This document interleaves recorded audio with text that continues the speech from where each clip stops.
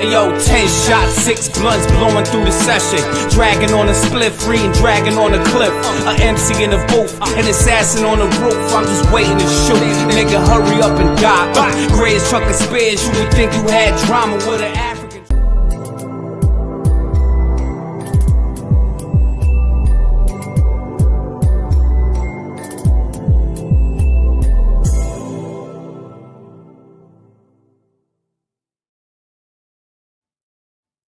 What's really good, ladies and gentlemen? It's the OG Boricua Dandada back at you again, but this one on some free agent news.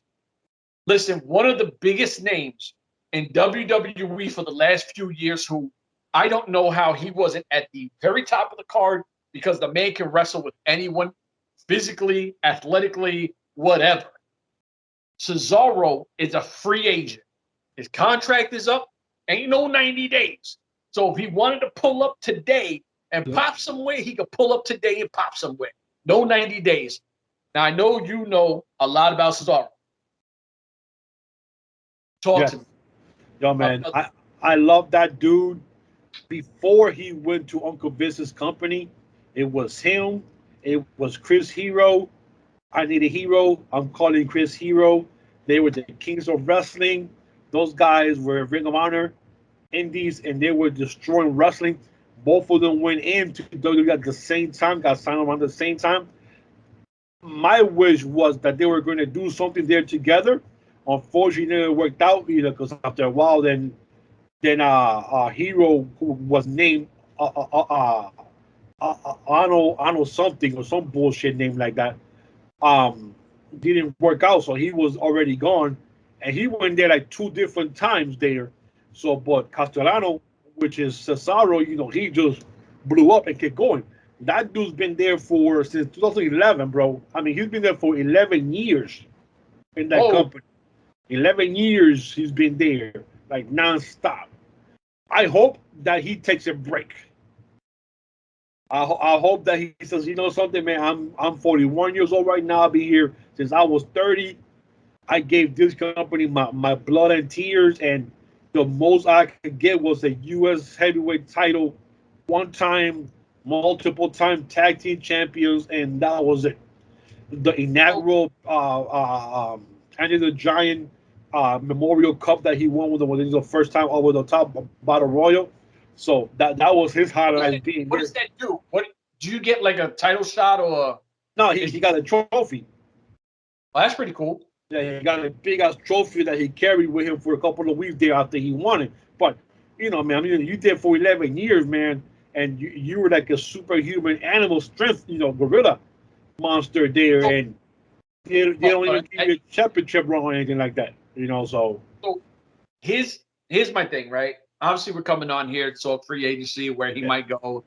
Now, I hope he takes a break. I mean, 11 years, almost 12 years wrestling nonstop. Because I don't even think if he even had an injury in none of those 11 years or 12 years that he was there.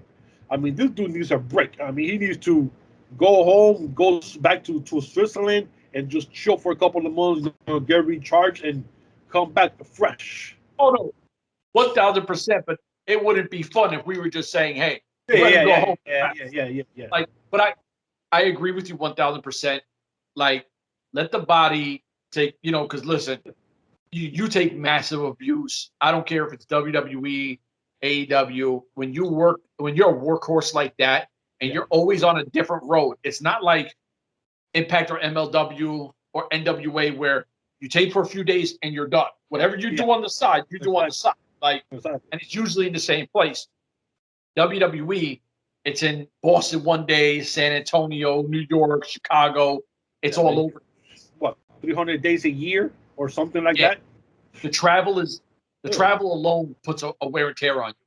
So, with that being said, I'm going to be completely honest, because you already know everybody. He's all elite. He's going to AEW. Let me explain something to you now, right? Now, Malachi Black, who I know is Tommy End, I think he had a different name in WWE. I don't remember it.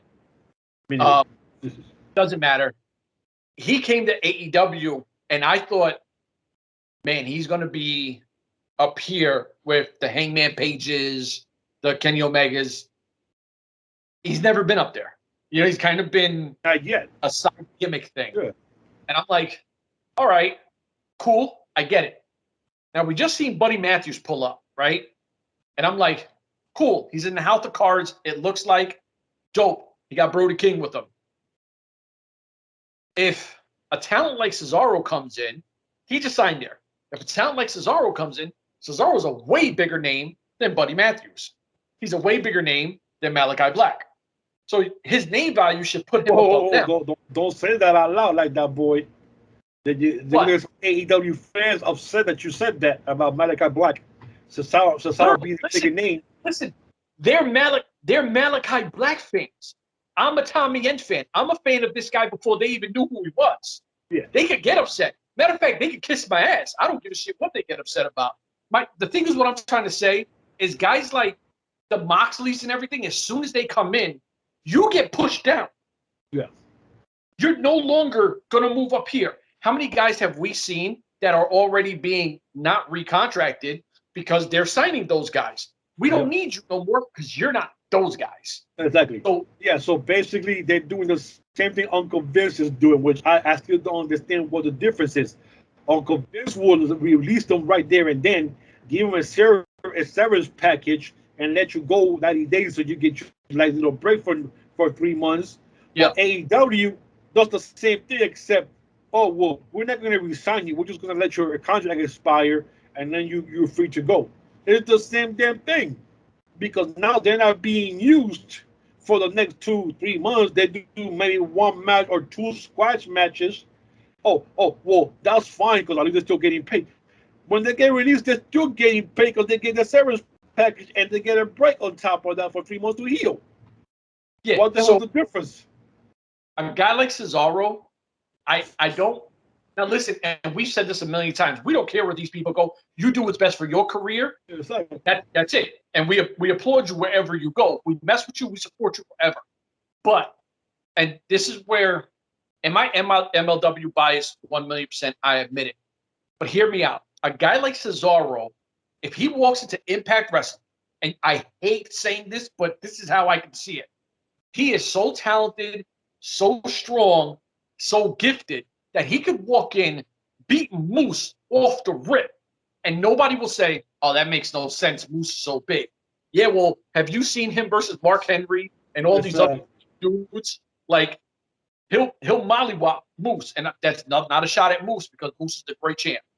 But the thing, like you said right now, I mean, he could go into MLW, into Impact, into N.W.A, and be the champion right there. Yep. He goes to AEW, he gets lost in the shuffle because they got 100,000 ex-WWE superstars there, and they keep coming. Yeah, and that's what I'm saying. A guy that talented, if he goes into Impact, he's the biggest fish in that pond. So, I'm not going to lie to you. I had to reboot my internet. I'm 40 years old. I don't remember where the hell I was at, but we were talking about Impact, where I think he'd be a great fit for Impact. I would love him in MLW because he could go against the Fatus, the Krugers, the Hammerstones, the Holidays, and everybody else. But at this point, I think at Impact is in a good place. I think he takes them to another level. Like I said, I'm biased. I'd rather him come to MLW. But where do you see him fitting out of those 4 destinations? Because AEW, 3. AEW, Impact, N.W.A, 4, and MLW. Where's your choice? Well, definitely not Ring of Honor, because Ring of Honor is dead. So yeah, we could skip that one already. And yes, I want to keep kicking that horse till it dies and keep going. But yeah, man, you know, of course, if he wants that money, it'll be AEW. Of course, if he wants that big bag, but then he'll get lost in the shuffle with everybody else that's there. You know, hopefully, you know, one of the lower 3s, you know, being MLW, of course, N.W.A, Impact Wrestling. So whichever he decides to go, if he chooses the latter 3, he'll be a superstar right there and then. If he goes to AEW, we'll see him wrestle in Dark and Elevation more than in the other 2 shows. But hopefully he'll take that break that he definitely needs, man. 11 years, almost 12 years in the same place, non-stop. Yo, man, you get that body a rest, man. No, I agree completely. Like I said, and I But think one more thing, though. But one more thing. If he does decide to go to Impact, this weekend will be the perfect time for him to go there because this weekend they have no sacrifice. Is the show? Or is it next weekend? I think it's next week. I'm sorry, March 5th. I think it's next weekend. The sacrifice. So and because now they're doing the pay-per-views now live, no more taping anymore. So if he wants to make an impact quick, it'll be next week at the Impact show. So, but we'll see. that'd be crazy because and listen, and I agree with you because with places like Impact and MLW and N.W.A, surprises aren't surprises. Unfortunately, it doesn't matter where you are. If you're on Twitter, Instagram, people will post the shit as soon as it Yeah, happens, and then unless you're there, it's not a surprise, and it really fucking sucks. So with that's why it has to. That's why it has to be somewhere live, like either next yeah, Saturday for the live show there. You know, the main event is Moose against Heath Slater. Why is Heath Slater even getting a title match? I have no idea. This is worse than freaking Tommy Dreamer getting a title shot. I don't know how Heath Slater gets a title shot. I still don't get this, but yeah, he could show up there if he wants to do a live or go to AEW or go back to WWE. I mean, and I agree. And listen, because of you, I watched Impact this week. I'm not gonna lie. I was like, It was good. it, It was it good. was a good show. I'm gonna say it's a good show, right? I enjoyed the show, but a few spots, I was like, this is why I don't watch this shit. Moose versus Heath Slater makes zero sense to me, and I don't care what anyone tells me. You don't watch the product, you don't get it. I'm gonna tell you now, Heath Slater has never impressed me. He's never felt like a top star. So why is he going at your top star when he's not a top star? I don't care how he looks there or how they book him. He's not. He's just not super talented to me. So that was This, my what. yeah, this is worse than Tommy Dreamer getting a title shot. Yeah. And then now I do know Jay White can cut mean promos. That I do know. But that shit that he cut this week was horrible. He kept saying the Strictly same shit. And business. Strictly business. I was like, wow, bro. Like your I, vocabulary is way deeper than it. yeah, I'm thinking he's taking a shot at strictly business from N.W.A. I don't know because he keeps saying the same thing over and over. I'm like, what the hell? That's why I was like, whatever. And then the what do they But I call like it? when Eric Young came out. Eric Young came out and talked to him about that shit was good. I love Eric Young. I love Eric Young. You know what though? You know what you get from Eric Young. And Yeah. I know we were talking about Cesaro, but it ties into the Impact, and there's enough star power there where Cesaro doesn't have to just go at a Moose because you got a veteran like Eric Young. And if you ever watched Impact Wrestling, right? I'm going to leave it on this because this is facts, and I think that Chris Melendez even said this like on an interview or something mad years ago. He needed a match, and nobody wanted to do it. They were like, "Look, you're a war hero. We don't want to go at you."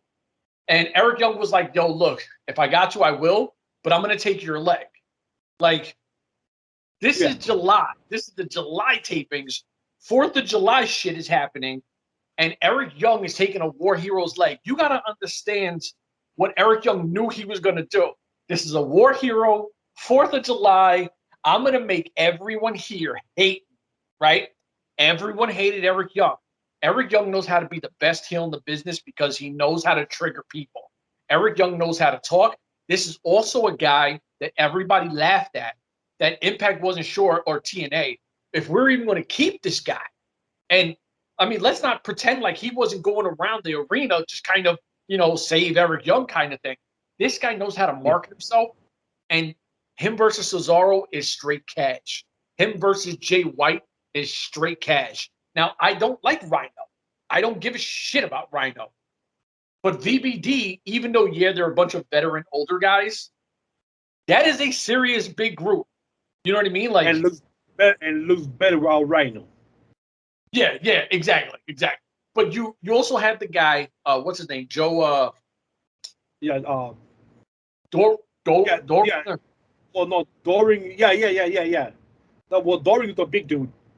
Yeah. And then is it Doring something? I forgot his name too, though. the short guy. You have they're big and listen, Eric Young might not be height-wise stature. Eric Young is freaking jacked. Like, it's a wild dude. So like, I was like, man, this was a good show, but the stuff that should have hit didn't hit for me. You know what I mean? Like, I was like, your champ shouldn't be going against Heath Slater. Like, that was like a what is this? The Bullet Club thing was a miss for me. I also don't like the tag team guys. I've never been interested in their promo work. They're kind of just goofy clowns to me. But the Prep Brothers, the Dumb Brothers. Yeah, I don't like them. I don't think they're that talented. I know people are gonna hate. They're gonna be like, "Oh, this guy don't know what the fuck he's talking about. Go fuck yourself." But I do like how Jay White was talking Chris Bay up, like, because let's be honest with you, Chris Bay is the new kid on the block, and Bullet Club is going through a weird transition with kind of alienating Tama Tonga. So him talking Chris Bay up feels like I'm gonna make this guy a star. Chris Bay's an Impact guy, but I'm gonna take him to another level. And I thought that was phenomenal work by Jay White to talk him up.